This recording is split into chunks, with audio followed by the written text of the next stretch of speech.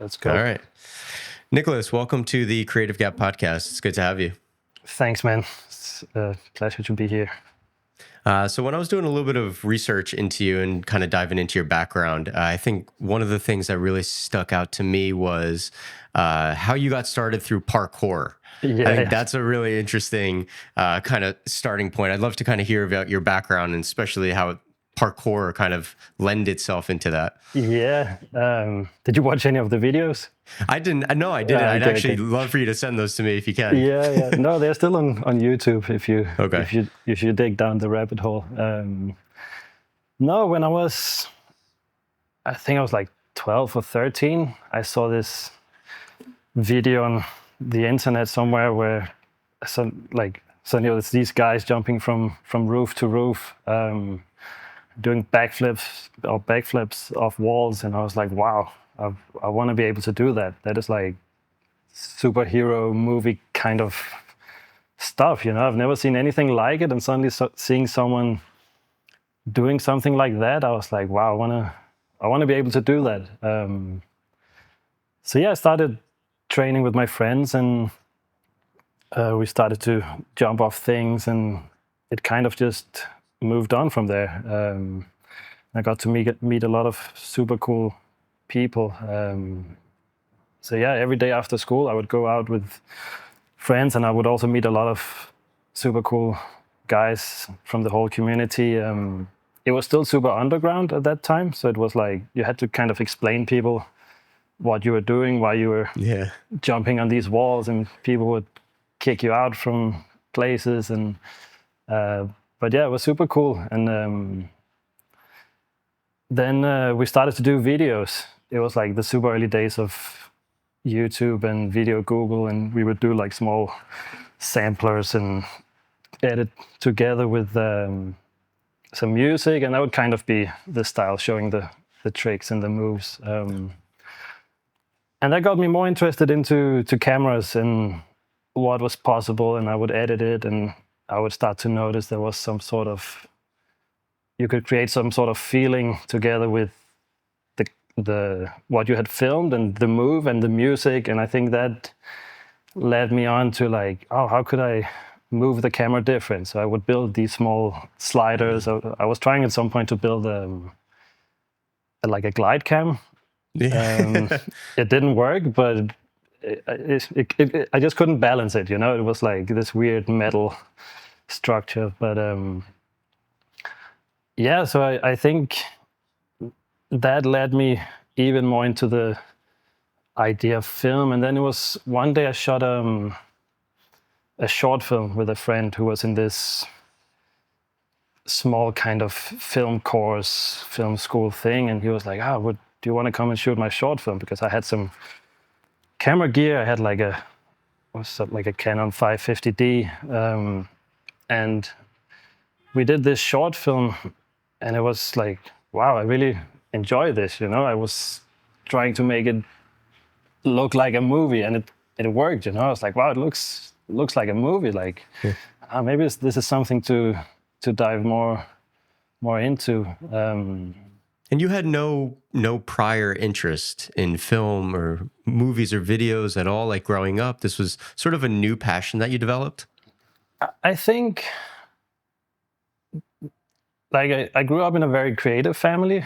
Like, I had an uncle who was a film director, another uncle who worked in post-production. So there was always this awareness that this industry exists, you know. And I grew up right in front of a film studio as well. Like, right on the other side of the road was a film studio. So sometimes they would be shooting stuff on our street, and I would watch from our windows, like, oh, what's going on? What is all this gear? But I think I was more interested in the whole behind the scenes stuff. Like, what is going on behind it? How did they make this? How did they build all these things? And I think that took more of my interest in the actual movies themselves. But then I also, after I got more into doing this short film, I started to watch a lot of movies. Like, I would watch so many movies, and sometimes 2 movies a day, and had another friend who was also becoming this movie nerd, and we would just watch a lot of movies. And then,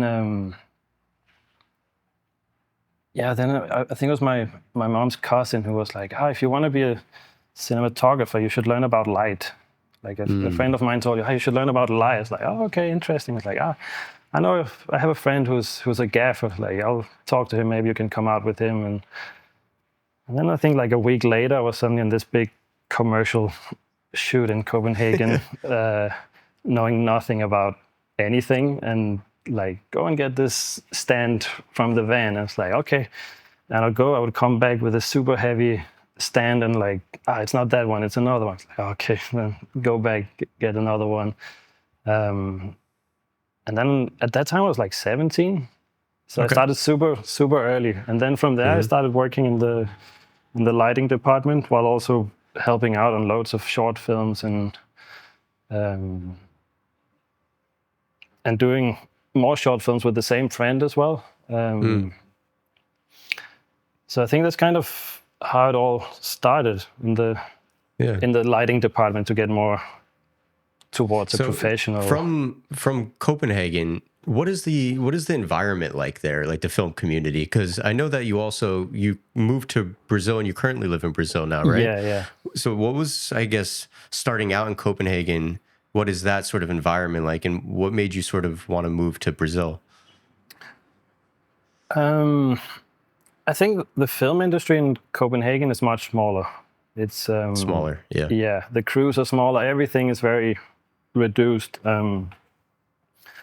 So you kind of learn to make films with very few resources. Like the light setups are very small. You use a lot of available light.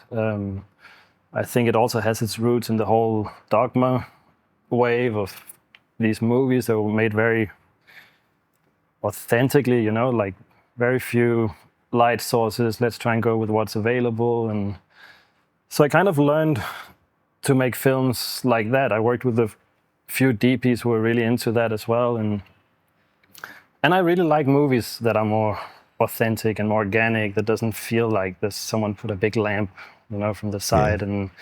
And that's like what I'm inspired by and drawn more towards. Then,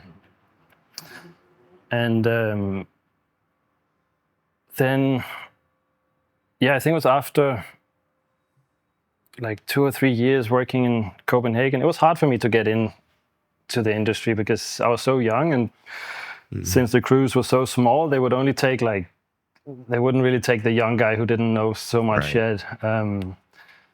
But then I went with a guy called Sturla. He did another round, which won an Oscar a few years ago. He was doing his first feature film in Germany.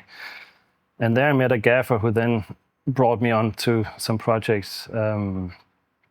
He's called Torsten Koselleck. He did Bardo now. He did The White Lotus. Now he's doing like super big stuff. And he would really take me under his wing. And that was like a period where I learned so much about light. Like, it was really intense, but him and his crew, they were like super caring to like, hey, let's sit and let's look at the lenses for the lamps. Like, this one does this one does that. Let's try and test it, So it's a really good education for you. At that point. Super. It was amazing. And I think it was also where I realized that light is kind of like a language. Because in the beginning, I couldn't understand what was the difference between like a quarter diffusion or half diffusion. I just couldn't see it. And like, what is happening when we put the flag here? It's like, it's making a shadow, but like, I didn't get it. And then it was during that time in Germany, it's like, now I get it. It's like, now I can see what is happening. Why are they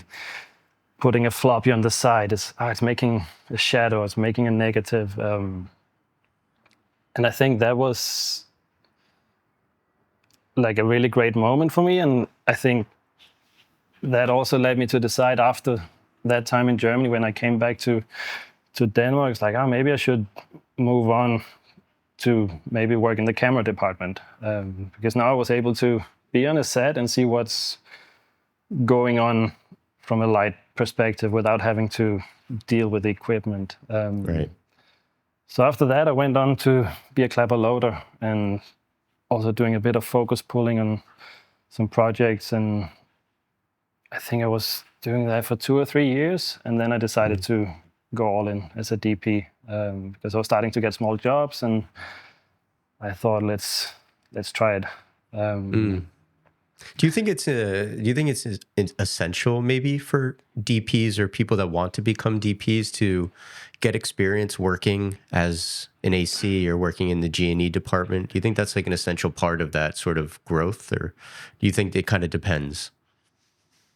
I think there are many journeys to become a DP, but I think why wouldn't you learn from people who have done this for many years, you know? Like, I think you learn so much, you know, and you see how one DP does moonlight in one way, another in a third way. So you see how there are different ways of doing things, and you can ask them questions, you know. You can, well, I guess in Denmark, there's very little hierarchy, you know. There's people are super chill. There's not this, like, don't talk to the big boss, or, you know, it's, I think it's a great place to start growing because the ladder also seems shorter. I think it's easier to get to higher positions and kind of get permission to do more. But I think it's essential to learn about light as DP. If you can learn about that without being on set, that's awesome. If you can learn it on set, it's even better, I think, because I think you save a lot of time by knowing exactly what the equipment is doing, rather than having to tell a gaffer like, I want it more like on this photo, you know. It's like, no, let's bring the flag over here, let's cut the light here, and let's put a gel, you know. I think it's more efficient in a way.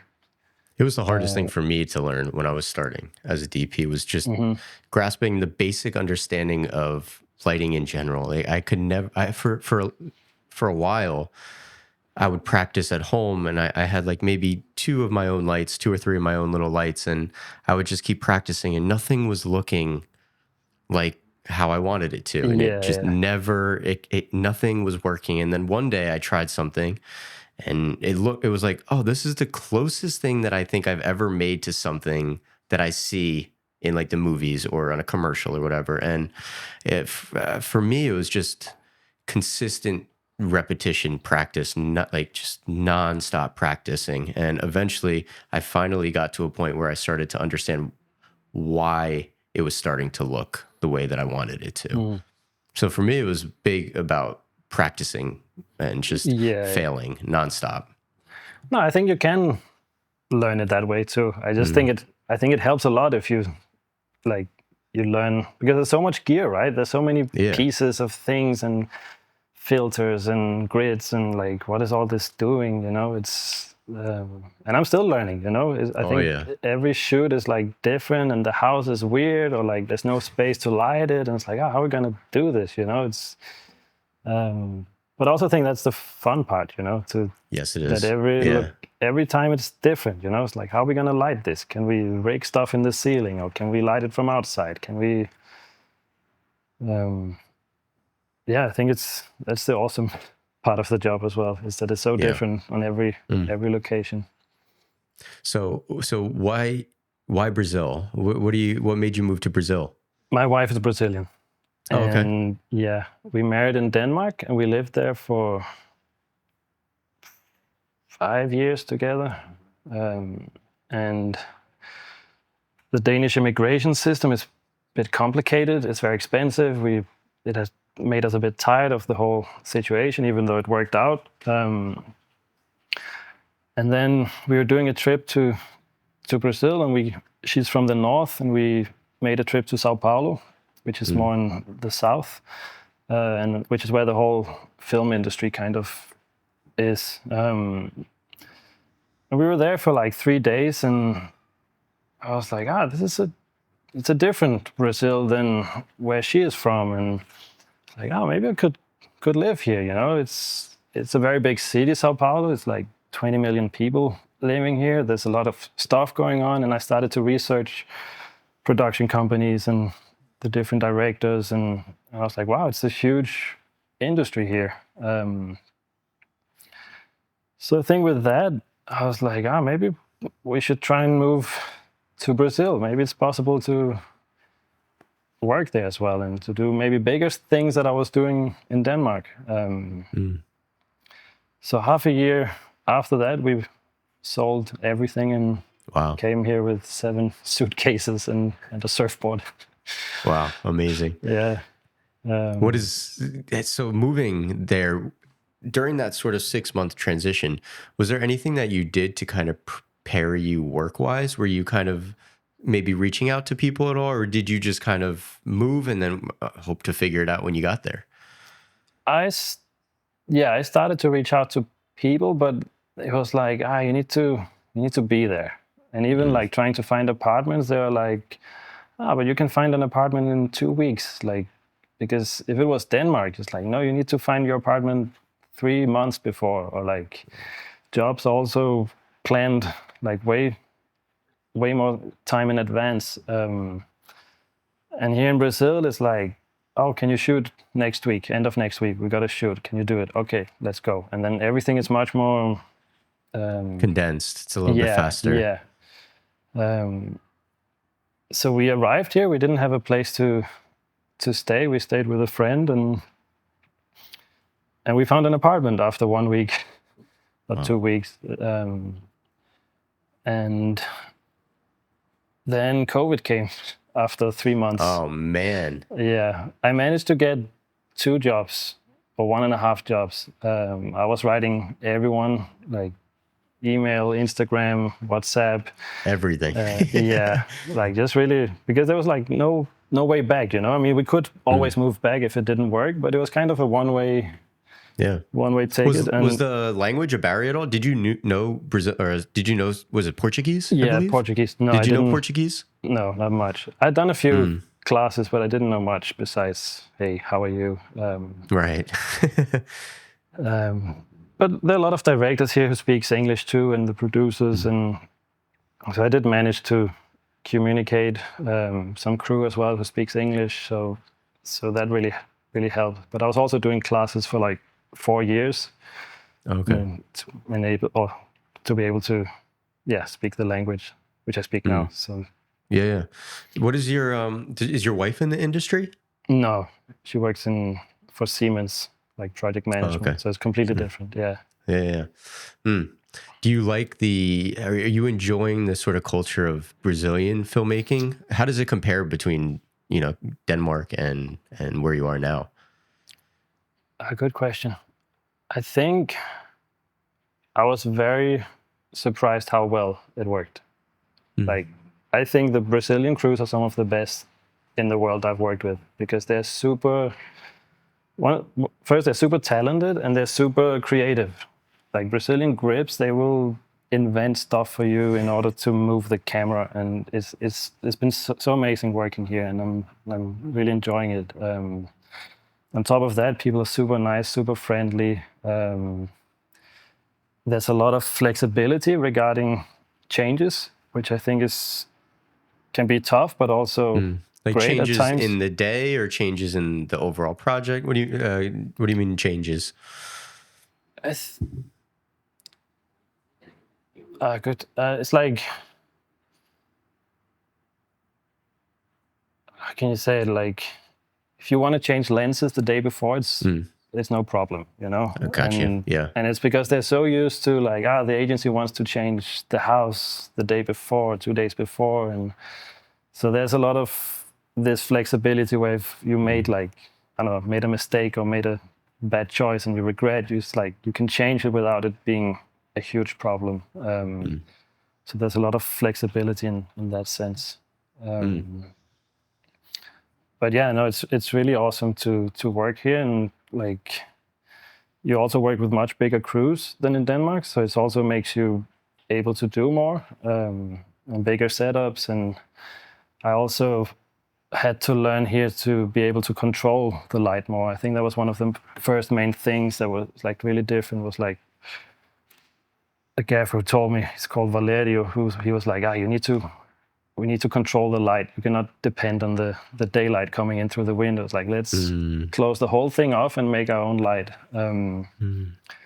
And that's also because it's super long days here. It's a lot of like 16-hour days, 14-hour days. It's like long shoot days or long days where the sun is out? Shoot longer. days. Shoot the days. sun mostly 16 goes hours. down at, Ooh. Sometimes more as well. So is that normal? Like that's the normal sort of... In Brazil, it's pretty common, yeah. Okay, wow. They aim for 12, but often it goes over, and they want to try and cram in 2 days in one.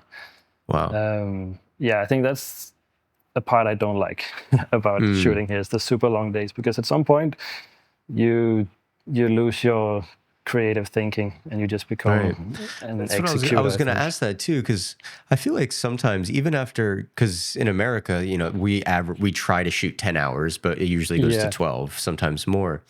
And it's easy to, you know, once you get to 10 hours, 12 hours, your mind starts to get a little foggy. And even, especially as a DP where you have to sort of lead people, there could be, you know, people are tired, people don't want to do anything anymore.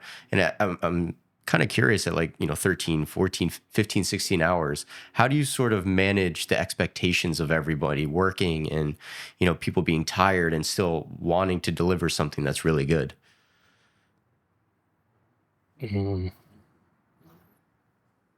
I don't think you can deliver something that is really good after 16 hours. That's a good answer. Yeah. I don't think you can. And I don't understand why we keep shooting so long days, because I think it compromises the quality of the work. This episode is brought to you by Chiva Collective. Chiva is a new platform I've been building for creatives, filmmakers, and freelancers. It's about mindset, discipline, leadership, communication, and building a sustainable, healthy career, both on and off set. Inside, we'll cover everything from business and finances to health and wellness and nutrition, to leadership, to communication, to creative ownership, and much more. If you're somebody who wants to push your career forward, grow in community, and invest in yourself, now's the time to join the waitlist. Head over to chivacollective.com, that's chivacollective.com, and sign up and be the first to know when the doors open. Join the waitlist now, and I look forward to welcoming you to this community. I did a commercial a couple months ago where I was in Mexico for about a week, and that crew was one of the best that I've ever worked for. I'm not sure if it has, I don't know if it's sort of this Spanish culture, maybe. I might be saying that wrong, but they were so hardworking, and they were same thing I experienced with the grips. They were so creative on how they were able to move the camera or place it or rig it. It was unlike anything I've ever worked. And they're used to also shooting, you know, 14, 15-hour days, and we were shooting 10, 12 hours. So it was almost like a easy day for them. Yeah. No, I think what I realized after moving here is how media and news are able to shape countries in a way that is very far from the reality, you know? Because we moved here, or like before we moved here, I was like, I wonder how the film crews are in Brazil. And I think it's so much shaped on how media shows us the world and what they choose to show us. And then we move here and it's like, wow, it's like, I would say almost better than in Denmark. I don't know if I should say this on the podcast to offend anyone, but like the crews are bigger. There's more people to help. You're not waiting with a camera for someone to come and help you with it. You know, it's like super, super high quality work. So yeah, that was one of the most awesome parts of working here. I think it's the crews. Moving to Brazil and starting to shoot a lot more, and I guess because maybe it's a different environment, I kind of want to transition a little bit into what happened in your career for you to want to create a product that was not in the market at all, like Bluff Bounce. Like what made you want to innovate something like that? So it wasn't really a intention to make something. I think it was like 2 years after COVID. I was like a bit tired of, I think, of staying too much on social media during the whole COVID news. And I was like, I read this book called Digital Minimalism. And he was like, I think I have that. Yeah. Yeah. I have that. And he was suggesting you to do like a month detox where you don't go online. So I did that. It ended up being like 3 months. I would only have like email and WhatsApp, which most work-related things here on WhatsApp. And I was sitting one day in our living room, and I was like watching this light coming in through the window. And I was like, how can I create this light? It's like, it looks so nice. It has this mix of this warmth and this blues, and I'm looking out and the sun is hitting this beige building next to our apartment, and then all the ambient light coming from the sky. And I was like, how could I recreate this? Because just changing the white balance might not be sufficient, and it's such a big source, you know, like the sky is actually like a huge source of light, a huge, very soft source of light. And then I started thinking, maybe if I bounce into colors instead of bouncing into white. So I went to this fabric store and just bought loads of different fabrics, and I would just clip them up on butterfly bounces and start testing. And then my gaffer Valerio, he was like, I know someone who can sew them together. If you want, we can go and talk to her, and she will try and make a butterfly bounce that looks like what you are doing. So that's how it started. It was not the best quality, but then I found another guy who made an even better quality, and then it just built on from that. That first iteration of what you built, did you know immediately, like, oh, this is kind of what I was seeing through my window? Like, what was your sort of first initial reaction to seeing the thing that you started to build? I think more like curiosity. It's like, it's working, you know? Like, looking at your hand. So it's like, it's working, you know? And looking through a diffuse window as well, it's like, it actually looks like real life is outside. But it was a process as well. Like the first ones I did, they were much darker blue. Then I realized I need to make it a brighter blue in order to reflect more light, to not absorb so much. I also did some with more colors, but then when you mix too many colors, it kind of ends up just being white, the light. So I ended up with these 2 or 3 colors, which I noticed would give enough nuances in the colors that would reflect. Because it's almost like an LED. If you look very close, right, it has like 3 colors, and together it becomes white or whatever color you make it. Whatever color, exactly. It's just like a huge LED kind of pixels, you know. From a manufacturing standpoint, or from maybe a more business perspective, what were some like first initial challenges that you faced when wanting to start to build this? I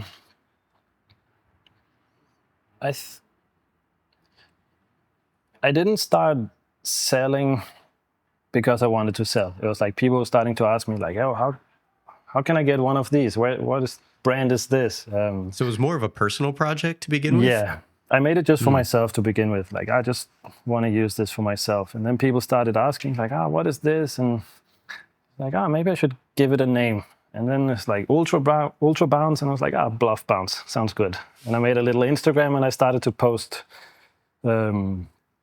pictures there. And then a guy, I think from Europe, wrote me. It's like, can I buy one? And then I would send it to him, and I was like, I should maybe make an online store. And it was actually because I saw someone on Instagram who had made a copy. They had made their own. Really? I was like, I need to make something out of this, because if I don't, maybe it will just... It wasn't legalized? Like, you didn't have a trademark or anything at the time? No, nothing. I just... You're just making it because you liked it. Yeah, and using it. So that kind of initiated this idea of like, maybe I should make something more concrete. And I started to watch YouTube videos on how to make an online store. And I think the biggest challenge in the beginning was because I had a product that worked, like that was kind of set. And then figuring out all the logistics, how to send things abroad, how to figure out the taxes, the invoicing. The Brazilian invoicing system is pretty complicated. Everything needs to go into a governmental system before you can send it. And and these were things I never heard about or have learned about. And it was hard to find out how to do properly. So I think that's been one of the biggest challenges in the beginning, at least. This year, I changed manufacturer, and I changed all the fabrics, all the details of the fabric. So I made everything much more nice. I think I made a new bag, made like nice labels, and really changed everything to kind of also go together with the whole branding and make a product that is super high quality as well. When you started, like, I guess once it started building itself more and more, and you really tried to legitimize it as a business, did you find yourself tugging on wanting to be like pursue DPing more, like the business side, or did you find that you sort of had a good balance still? Was there difficulty in managing both? Sometimes. It depends a bit on the season, I think. There have been seasons where I was like, I cannot do this anymore. You know, it's too much to be shooting and doing all this logistical stuff and sending things and invoicing. Because I'm still doing everything by myself here. Yeah, I have my accountant who helps with the invoicing, but everything else I'm doing here, ordering materials, restocking, packing, doing all these things. But yeah, there have been times where it's tough, but also times where you've then been so tired of commercial work, and then you're like, maybe I should just do this because I can just go to my office every day. It's more calm. I can go home at 5. There's like, it's not 16, 20 hours. Yeah, exactly.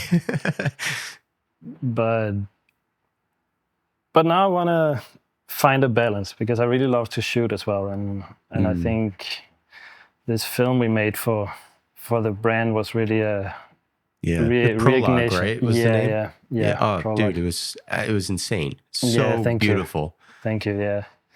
How did talk to me about that? Like, I know that you shot it, you had a director, but it was obviously for the brand. So like, what was the initial idea of that?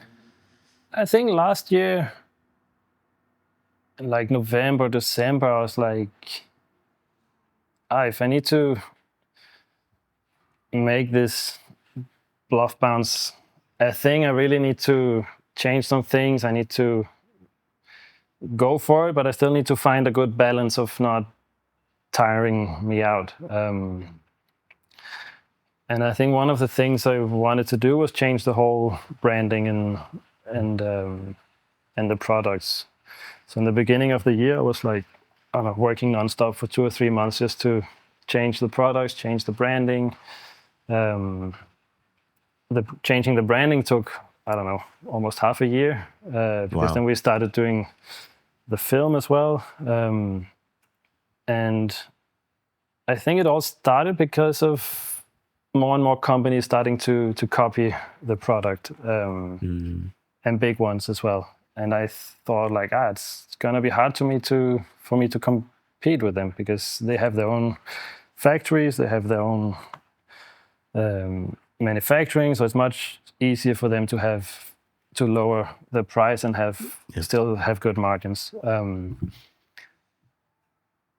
So with that, I was like, okay, so if I cannot win on that, at least I can win on the whole visual branding and the film part. And that led to the film of Prologue. We were like, hey, my very good friend Matteo and me, we had been spending some time near some waterfalls where he's from.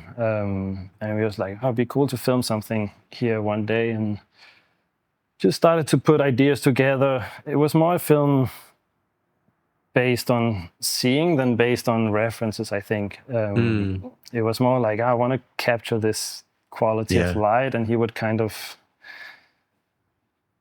bring the whole thing more together as a film or something. It was I felt a lot of texture in the environment, like some of the close-ups that you shot. It was for me, very texture-based film. I thought it was unbelievable the way that you kind of captured the essence of the environment that you were in with the character that was in it as well.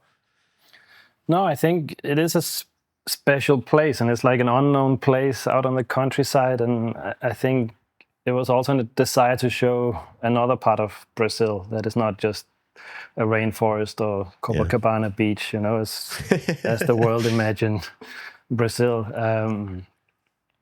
And like some of the flowers in the film as well, they're like unique to the region there. And yeah, I think every texture we also tried to capture kind of reflected a color from the bounce. So there was kind of the idea to take the blue or the beige or green and like kind of show the textures that reflects the light. You also made the bounce a sort of its own character. Yeah, exactly. A bit like a monolith. Yes. Yeah, and I think that idea came from a guy, an American artist who puts these huge pillars of steel in deserts. I forgot his name.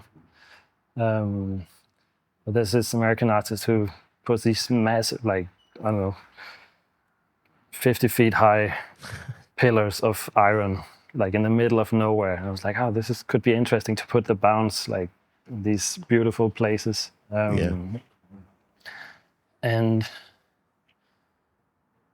yeah, it was an amazing project to do. It was low budget, but we are still like, let's shoot on film. Like, we need to capture organic light in an organic way. And we really wanted to shoot on 35, and we had a lot of help from amazing crew and amazing friends who would come and help us make this film possible.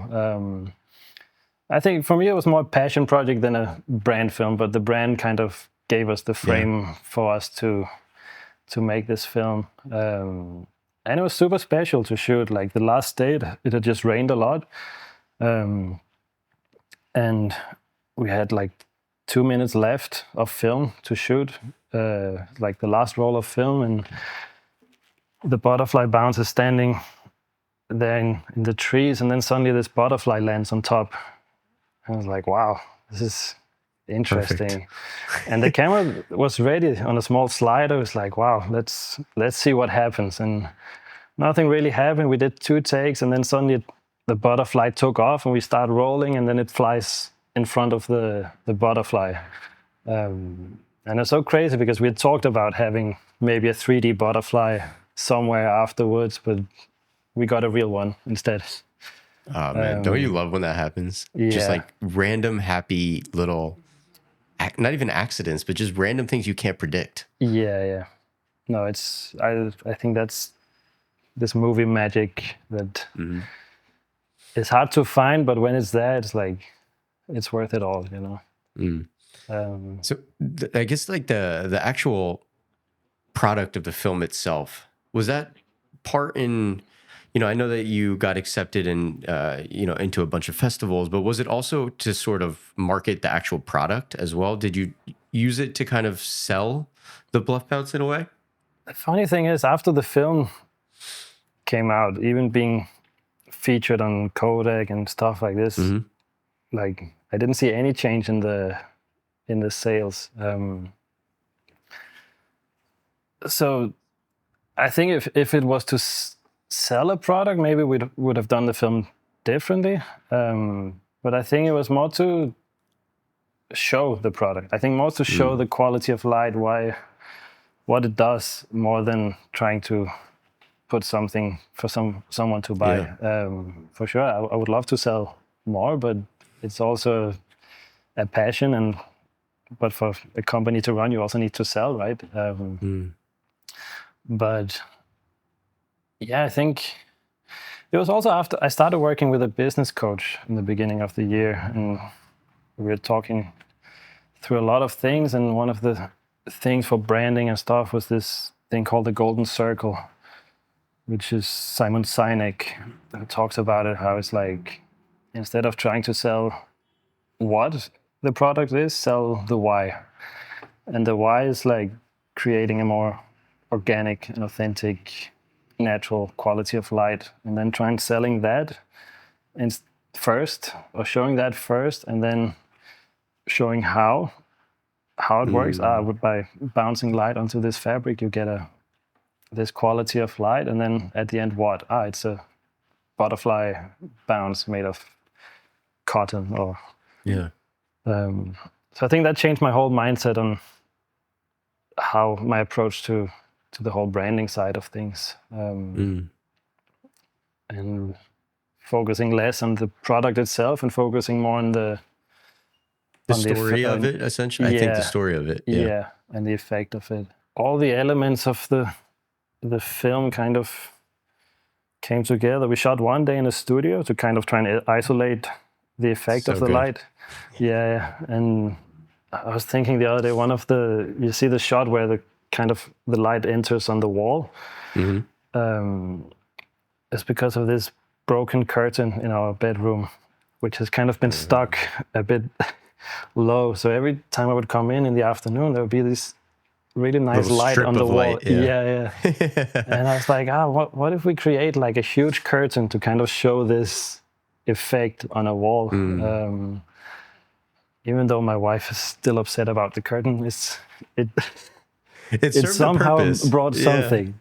Now we're moving apartment, so it will find another place. But what I find interesting is it seems like a commonality in sort of your approach just to life or cinematography and lighting in general is you prioritize just observing and just being present in wherever you are and looking at the light through a window over here and just thinking about it. And I feel like that's something that, is really, really special, and maybe not a lot of people think about as being just valuable, is just sitting and observing what's happening in real life. Has that always been something that you kind of just always done, is just be sort of present and thoughtful in where you are and what you're doing? Good question. I think parkour made me more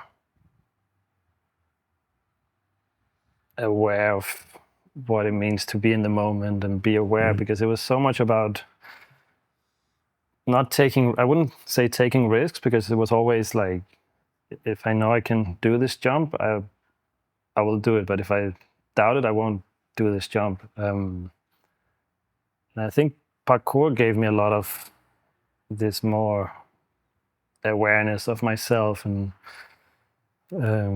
trying to be more present.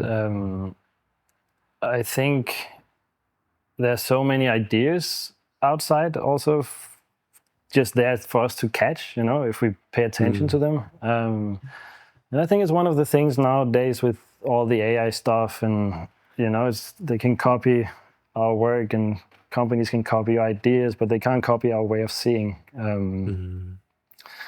So I think like more than ever, that's like the value we have as cinematographers or photographers or directors, is like what you see and how you see things cannot be replicated, like no one can copy that and apply that to their way of seeing, so that's something I'm trying to dig a bit more into at the moment, like just thinking about. And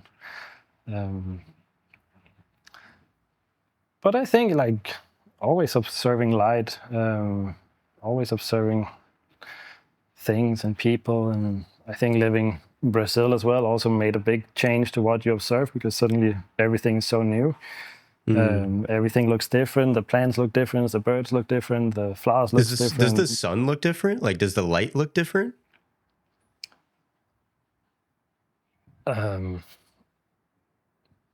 From Scandinavia, yes. It's very different. Yeah. I think it's much harsher, much more sunlight. I think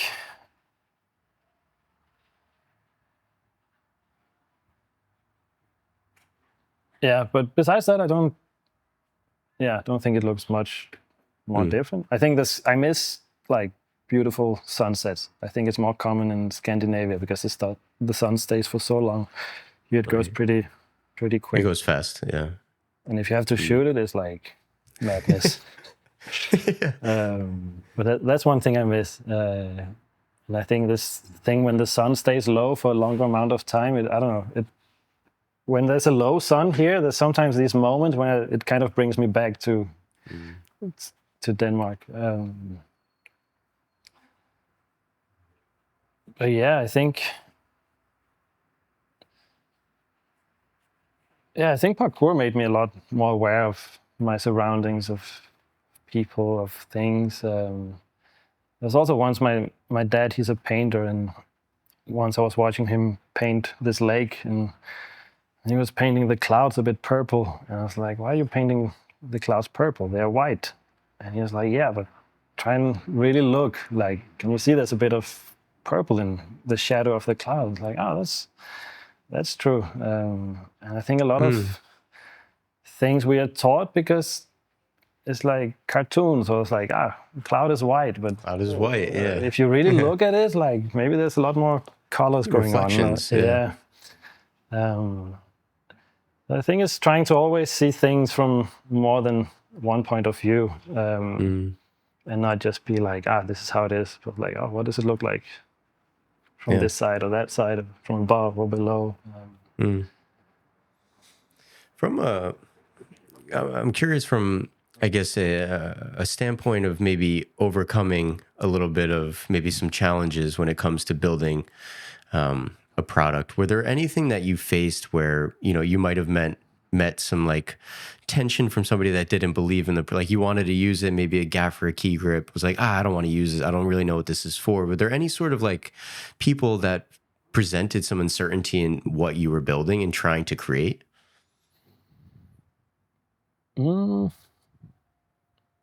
Not really. I never worked with anyone who...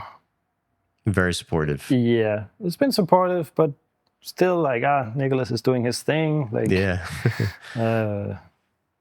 I think a lot of people also don't really understand it. You think still? Yeah, I see clips sometimes on Instagram, like when people like point the light just on the blue part. Maybe that's what they wanted, but like I think to get the effect of it, you should kind of point the light for the whole thing, or more with both colors. And so yeah, I think there's also some work to do in like more educational stuff. But yeah, there's a lot of things to do when you're a one-man band doing marketing. Do you sales, envision logistics. Taking on a team a little bit more as you develop it? Yeah, I think at some point it would be great to have someone to help out. Also, I really want to do feature films one day, and to be able to do that, I would need someone to help out. But yeah, no, for sure. Someday I'll need some help. Has since creating this, obviously I don't really know the metric of what you value as success in terms of the business, but has it enabled you to kind of feel a little bit more free in what you choose as a DP because you have something else that you are growing? Does that make sense? Like, does it create a different sense of freedom to you as specifically only a freelancer? I think so. Like, my hope is that this can also sustain me in a way where I can be more picky with jobs and just do the things I find interesting. I think last year was easier. I think this year has been a bit harder for the film industry, and I think the whole industry has been a bit down also regarding of people buying equipment. But I hope so. I think the ideal for me would be just focusing on all the creative part and developing products and the branding, and then have someone else who could take care of logistics and taxes and invoicing. And these things. All that fun stuff. Yeah, but I'm learning so much from it as well.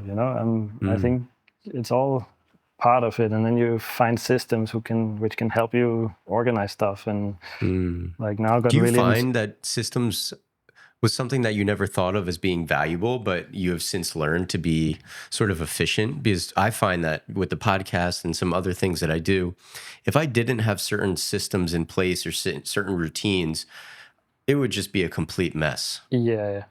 No, I think I got more organized with to-do lists and organizing projects or things I need to do and what needs to be done within that, and need to order fabrics, need to order cords, you need to do an Instagram post, and like to kind of separate everything, to not just have everything up in your head, but have things more organized and I guess more disciplined to how you approach things, which didn't come to me naturally, but was kind of something I learned and I saw had a huge value, because it kind of, with so many things going on, having a shoot next week, also making bounces and sending bounces, I think that really helped me organize more my head. And sometimes I even do like to-do lists on like hourly, like from 9 to 10 do this and this, from 10 to 11 do this and this. I find it super helpful. Same way. I'm pretty huge on like, I call it's like, I guess like time blocking essentially, where like I really will schedule out my day like the night before, and like, 8 to 9 I have this thing, 9 to 9:30 I'm doing this. And I find that sometimes people, when I talk to people about this, they approach it in a sense of like, oh, that's very restricting and that's very limiting. But from my perspective, and doing it for a while, I find that it's actually very freeing. It gives me so much more mental freedom to not have to think about what I have to do. I just have that sort of plan in place, and it does create more freedom, I think, in my life by having that structure.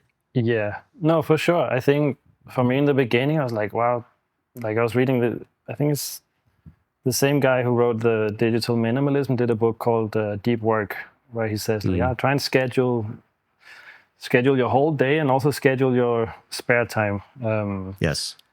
And I was like, there's no way I'm going to do that, because I like to be flexible with my time. I'm not going to, things here also changes with the film or the shoot. It's like, tomorrow you got the tech recce, it's going to be at 9, and then in the morning they change for 11, But I'm trying to do it more on days I know that won't where change you can much. Structure it. Yeah, and I find it super useful as well. I really think it's something a lot of creative people are very afraid of, is structure and discipline. But I think it can really almost allow you to be more creative, because I completely you don't agree. get overwhelmed, right?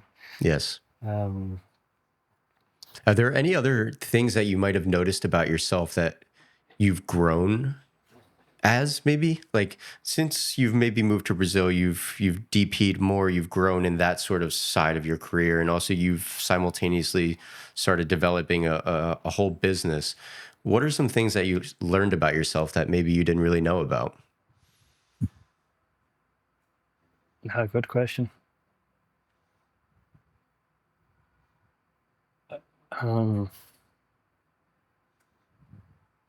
I think there's a solution to most problems, and sometimes you just need to keep digging and you will find it. Like, I think a lot of times I've been like, sometimes for a week trying to find the answer to something, and it's like, I cannot figure this out, and then suddenly it's there. And I think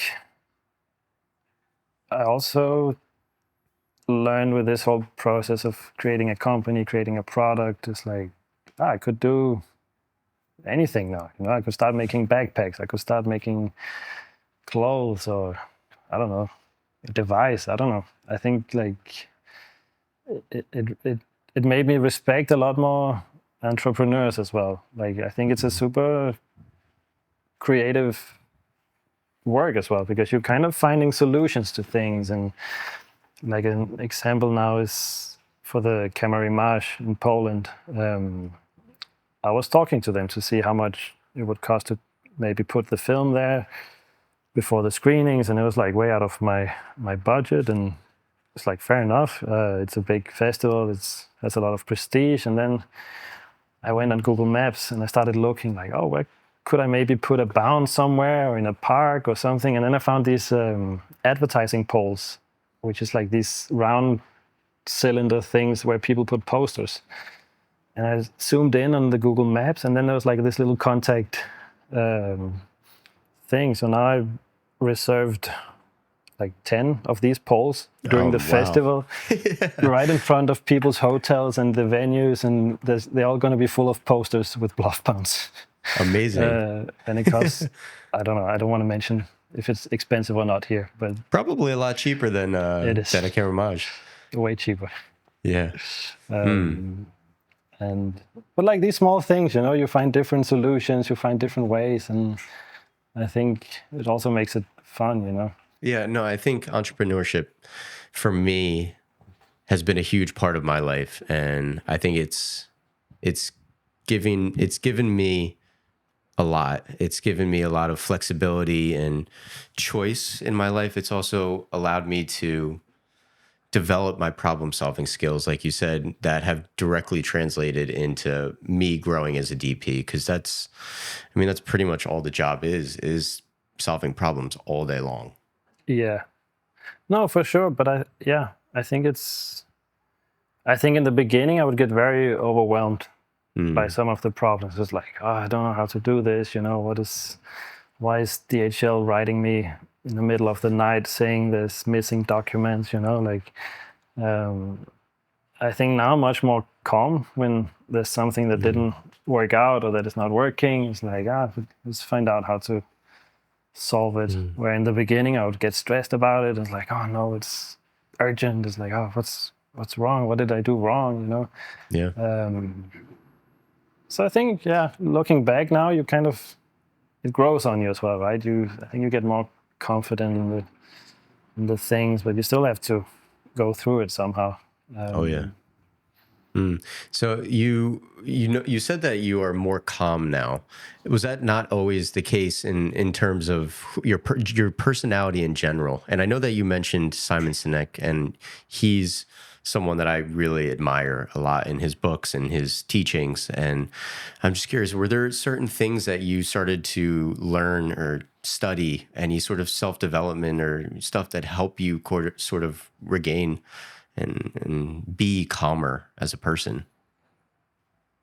I think I've always been curious, you know, about spirituality and self-development, and I still keep reading books.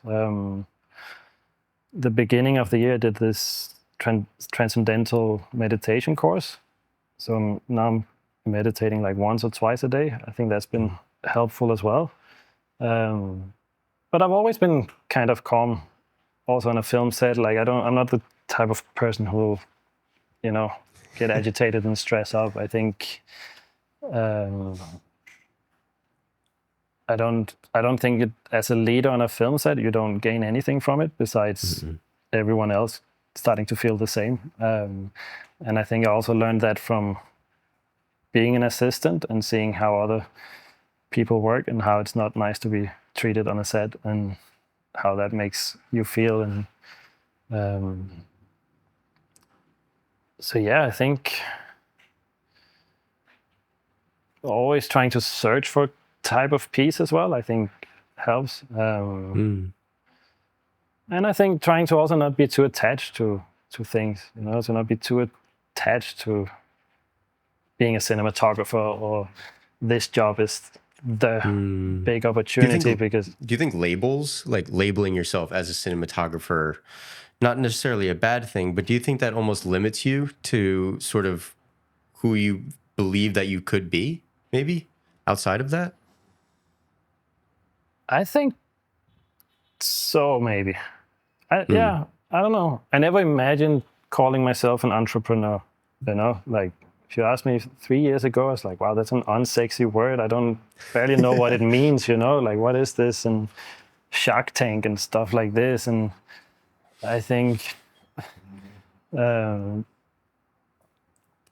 I'm also open, you know? It's like, in 10 years, maybe if I want to do something else, you know? I think the main joy for me is in creating stuff. And like the past week I spent making a flyer for Bluff Bounce, and I think for that I was learning a lot about graphic design, you know, because I'm also doing a lot of these things myself, and maybe I could be a graphic designer. I don't know. It's very similar to composing images. You know, you put elements and contrast and colors and. So yeah, I think labeling can limit you in some ways. It's interesting on Iceland. It's the country where most people have written a book. Really? Because I didn't know that. It's very common there to have more types of careers or approach more careers. Like if you're a filmmaker, but you're also a carpenter, but no one is like, oh, you can't be both. It's like, wow, that's just common. So a lot of people wrote books, and I find it super interesting. Yeah. I feel like sometimes the film industry, maybe it's the American film culture, is very much like, you are this thing, you shouldn't be anything else other than that thing. I feel like there is that sort of culture. Maybe it is just American filmmaking, I'm not sure, but I do sense that, and I've never really fully subscribed to that at all. I've always felt that what I find most joy in my life is having the freedom to choose what I want to do and who I want to be, and not necessarily be limited to the one thing that people know me as. Yeah, no, I totally agree. I think growing up in Denmark as well, there's a lot of pressure on society. I think there's this unwritten law called the law of Jante, or Jante law, which is kind of Jente. It's not a real law. It's just so integrated into the culture that it's like, and one of the main points is like, you shouldn't think of yourself as any higher than anyone else. Or you shouldn't think yourself as more than anyone, which can be healthy as well on a film set, or like it kind of levels out society because no one acts as assholes as much as in other places. But I also think it limits a lot of people from their potential. Like, because if you want to believe you can be a film director or a cinematographer or a singer or something, but the society is like, don't believe you are anything more than what you are, you know? And then coming to Brazil, it's like people singing on the street, people dancing, no shame, people taking selfies wherever they want. And in the beginning, I was like, whoa, that's a bit too much. But then suddenly you're like, this you just don't care, you know? I think that's liberating somehow. It's like, maybe it's okay to be someone else or something else. Like, just go with the flow, you know? I love that. I know you sort of answered this a little bit through some different questions, but in a bit more of like a defined way. A question I love to ask is, like, in your life right now, where do you find that you're experiencing the most joy? Having a baby. Are you? In 2 months. In January. Congratulations. Yeah, that's amazing. Yeah. I love that. Yeah, I think, that gives me a lot of joy. I'm looking forward to it. We went to the ultrasound today. It's called ultrasound. And just seeing her there, she's like kicking the belly, you know, and it's super cute. So I'm looking much forward to that. And then I went through the metro on the way to my office afterwards, and then there's like this guy sitting, and then on his T-shirt it said like, there are good things to come. And I was like, this is poetic somehow, you know. Yes. And I think life speaks to us in many ways, in these small details, if we pay attention to it. Pay attention and observe. Yeah. So I think that's my biggest takeaway from you in particular in this episode, is how much more I should really put in value of just observing and being present. And I think that's an amazing attribute that you have. Yeah. No, I think it's more than ever relevant as well, you know, with the whole AI and everything. I think it's something for us to lean into. And I think it's also what makes us unique from each person, right?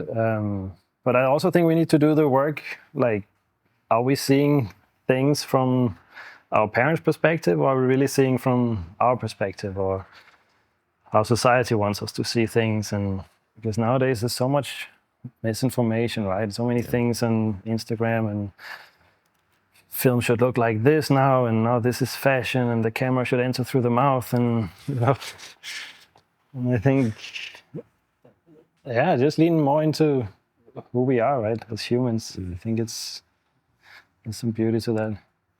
Amazing. Well, Nicholas, thank you so much for taking the time to be here. I really appreciate it. Where can people find you? Where can people learn a little bit more about Bluff Bounce? BluffBounce.com or the Instagram Bluff Bounce, and my own website, nicholasbluff.com. Amazing. That's the main channels. Beautiful. Well, thank you, man. I appreciate you being here.